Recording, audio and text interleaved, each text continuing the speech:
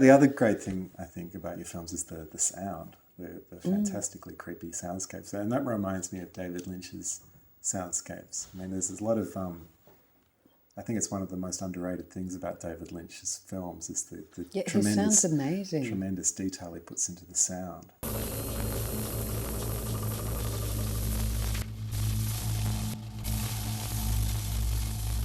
And you really pick up on films like The Straight Story, which is a really kind of straight, nice story about an old man. I haven't seen that yet. Oh, it's great. I think he made it for Disney or something. So it's a really kind of family movie. Yeah.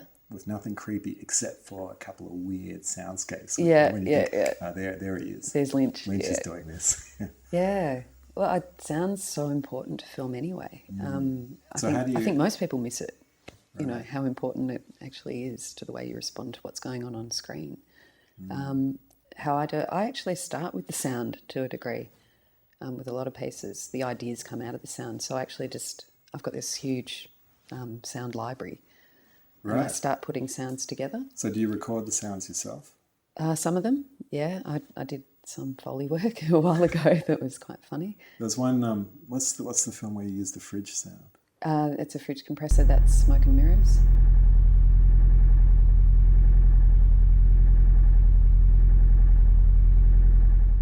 There's something creepy we've learnt to associate with fridge sounds, isn't it? Because it's always on. It was there in childhood when you'd wake up in the middle of the night. It was the only sound in the house. Yeah, it lingers. It echoes around the kitchen because of all those smooth surfaces. Yeah, I have had the same response actually. Yeah, so clearly, but yeah, there is.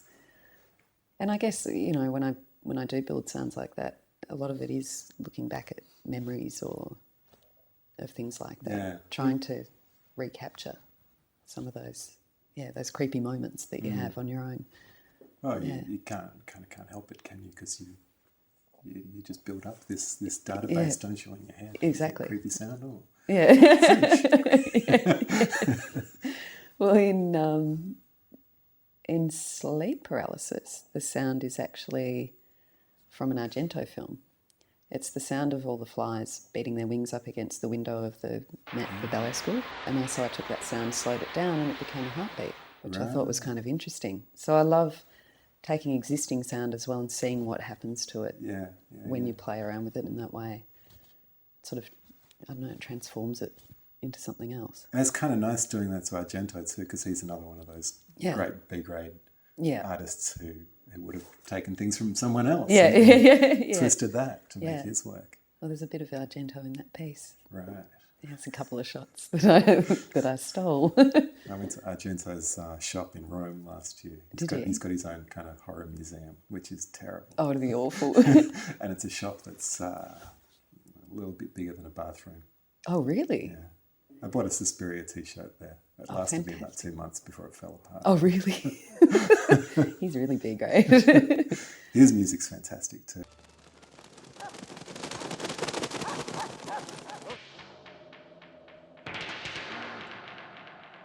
Do you ever think of getting music composed, not just soundscapes? No, I'm not.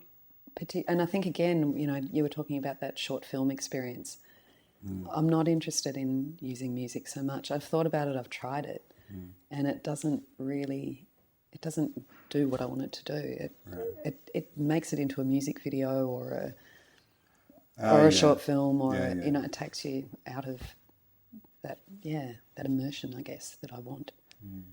So no, haven't there's some other films. Like La La. Is that how you... La La. Shot at La La Falls. Yeah. La La. That's a bit more like it doesn't really have the narrative. No. The sense of narrative, does it? It's more like a landscape painting. Yeah, I started making, same with Face Off, I started making a couple of works where it was just a single shot, which is very new for me. I'm much more into cutting and laying down narrative. But I just wanted to see what would happen with the single shot, whether I could still get that immersion from that sense of being in it. And I'm not sure how successful it is, but I have had responses that people felt... it's mesmeric. I would say. Contemplative. Well, it's not so contemplative, lal, because it's too I don't think it's creepy. you don't sit there and rub your chin. No. Oh, the seasons, the wind, the I think light. contemplative is a bit of an insult sometimes with the video work. It's very contemplative. Well, it's immersive, definitely. But it has a great sense of time, doesn't it? And it's fascinating because it's such a short shot. Yeah. But I wanted that timelessness, and that's the beauty of video too, with the loop, that endless loop that you can create. Yeah, no beginning and no end. That's which is important. nice too, to walk into the gallery and spend as long as you like. Yeah, and walk in and out. You know, I think that's important. How important is scale to you when you present works? Very important. I think each work has its own necessary scale. You know, the way that your body reacts to the piece. With Lal, it was interesting too, because I initially showed it very small, which I didn't think was successful, but it was part of a curated show and it had to be a certain size. We'd all decided the works had to be one size. So, which was interesting because we were working with the Lars von Trier concept from the 5 obstacles. Oh, really? Yeah, we gave ourselves obstacles to work with, and that was one of them. And it was difficult because that piece really needs to be shown large so that you can become, you're in the landscape. So the second time I showed it in Horsham, I got that opportunity to do it. It had its own room and it was museum scale, and I felt that was more successful. So, yeah, it's interesting. But because of that limitation of scale, I worked with the sound so that the sound would be the element that you could lose yourself in. You know what I mean? Yeah.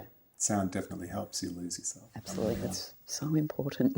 People walking around with iPods know that, don't they? Yeah, yeah. Actually, my iPod went off for a while. I lost it for a while, and I found it really strange to be walking around hearing normal sound for a while. It actually really changes your John perception. Cage effect. Yeah, that's what he wants you to do, to listen to the world, not to listen to silence. Yeah. But the sound, it really does, in a way, lubricate your consciousness to help you immerse yourself in the work, doesn't it? Yeah. I mean, if that work in particular, Lala, is it's beautiful on its own, but with the sound, you're standing in that field.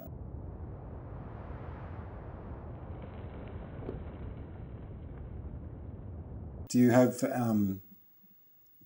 I know we talked about short pieces and loops and things like that. How long do you think those loops could be in the context of the films you've made so far?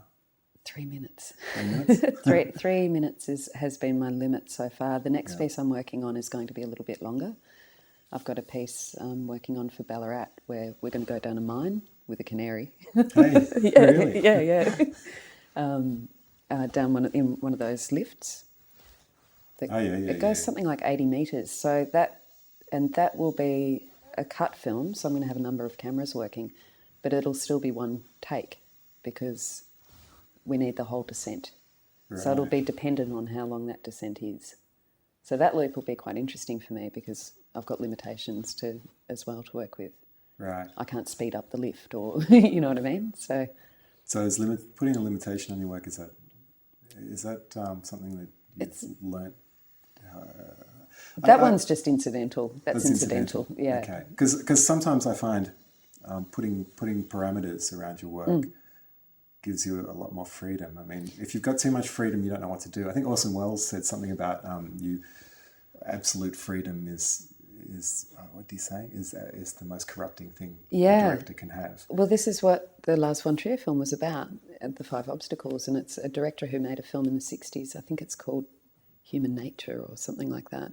I can't remember. It was a long time ago that I saw it, but and so he asks him to remake this film, but each time he's given a limitation. So one is he has to film in India, but you can't see any of India. Like you can't have any of the location in it. And so he tries putting up screens and you can see all the people behind trying to get through.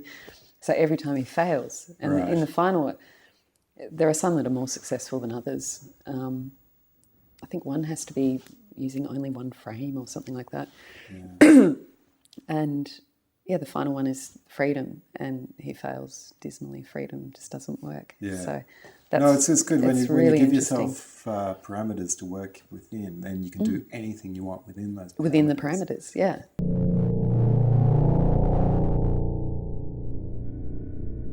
But usually I'm fairly freeform when I film.